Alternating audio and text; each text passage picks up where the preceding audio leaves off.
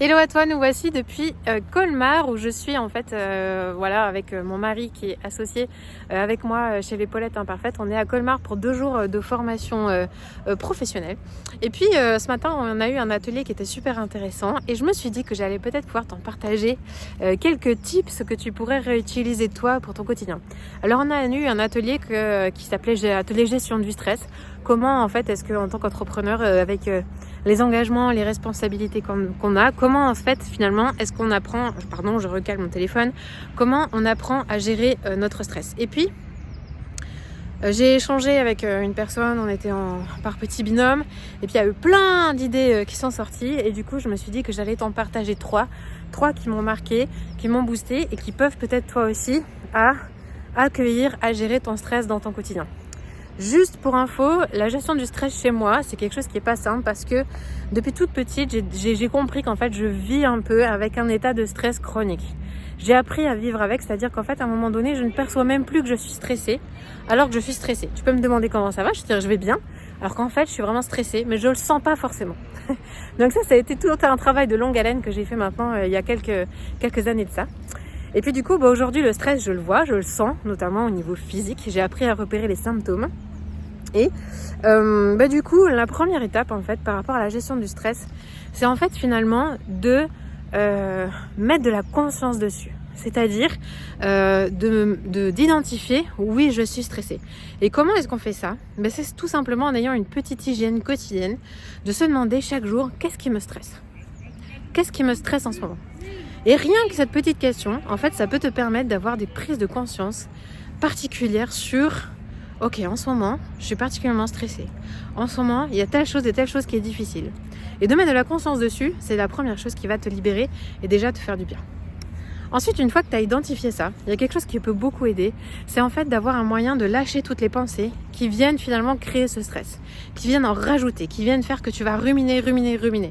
Et ça, c'est tout simplement l'astuce du journaling, c'est-à-dire de régulièrement, en fait, le matin ou le soir, prendre un moment dans un carnet, puis tu écris tout ce qui te passe, de faire ce qu'on appelle un flow de pensée, c'est d'écrire toutes les pensées qui te viennent et de décharger ton esprit et en même temps de poser tes émotions comme si quelqu'un t'écoutait.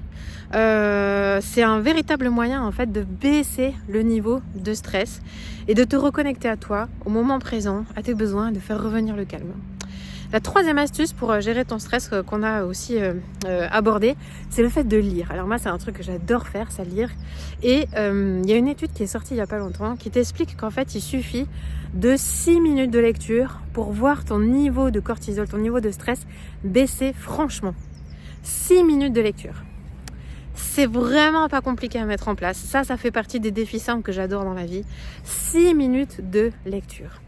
Est-ce que tu pourrais trouver 6 minutes là dans ta journée maintenant pour prendre un bouquin et lire pendant 6 minutes et observer ce qui se passe par rapport à ton niveau de stress? Comment est-ce qu'il diminue? Je suis sûre que tu vas voir une véritable différence. Et puis, une dernière astuce au passage, moi que j'ai vraiment découverte et que je pratique au quotidien, si tu suis les Paulettes, tu le sais peut-être, c'est la marche en fait. Aller marcher régulièrement, être en extérieur, prendre l'air, être au contact de la nature, de la verdure. Là, je suis dans un parc, mais qu'est-ce qu'il est agréable ce parc, vraiment, c'est juste trop sympa d'être là. Même s'il y a un peu de bruit de voiture, simplement d'être dehors, de pouvoir marcher, d'être en mouvement, c'est quelque chose qui m'aère la tête, qui me fait du bien et qui me permet vraiment de retrouver le calme. Ces astuces-là, elles sont pas très compliquées à mettre en pratique dans ton quotidien. Moi, personnellement, voilà, j'essaye d'aller marcher au moins une fois par jour. Des fois c'est une demi-heure, des fois c'est 3/4 d'heure, des fois peut-être un peu plus. Ça va dépendre de ma journée. Je me donne toujours un petit repère. Ce que j'aime bien faire, c'est que je me suis donné 3 objectifs de marche chaque jour. Soit de faire 4000 pas, c'est mon minimum. Soit je fais 7000. Ça c'est top quand j'arrive à faire 7000. J'ai bien bougé, je me sens bien dans mon corps. 10 000 c'est le waouh. 10 000 c'est difficilement atteignable. Il y a des gens qui arrivent à faire 10 000. Moi, je sais pas comment faire. Voilà, 10 000, c'est challengeant. Mais en tout cas, d'avoir un moment où tu vas marcher, prendre l'air, ça va vraiment faire baisser ton niveau de stress. Et sincèrement, je t'encourage à mettre au moins, à trouver une petite astuce et à la mettre en pratique dans ton quotidien pour prendre soin de toi, faire baisser ce niveau de stress et te permettre de retrouver un niveau de sérénité, un niveau de détente que tu as peut-être peu expérimenté jusque-là.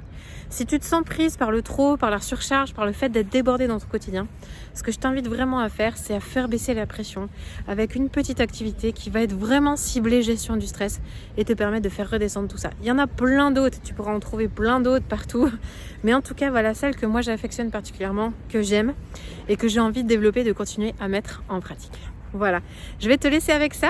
Si maintenant tu as envie d'en savoir un petit peu plus sur les symptômes du stress dans ta vie, ce que je t'invite à faire, c'est à cliquer sur le lien qui est sous la vidéo. J'ai créé un guide qui s'appelle Vie de maman sous pression, 7 étapes pour en sortir. Et dans ce guide-là, tu vas trouver un petit test pour t'aider à identifier les symptômes du stress dans ta vie et à prendre conscience des conséquences en fait de ce stress-là dans ta vie. N'hésite pas en fait à le télécharger là dans le lien qui est sous la description. Et puis tu vas découvrir aussi bien sûr les 7 étapes pour sortir de cette pression, les 7 étapes pour simplifier ta vie et arriver à retrouver une vie beaucoup plus apaisée. Voilà. Je te dis à bientôt et à la prochaine vidéo. Ciao ciao!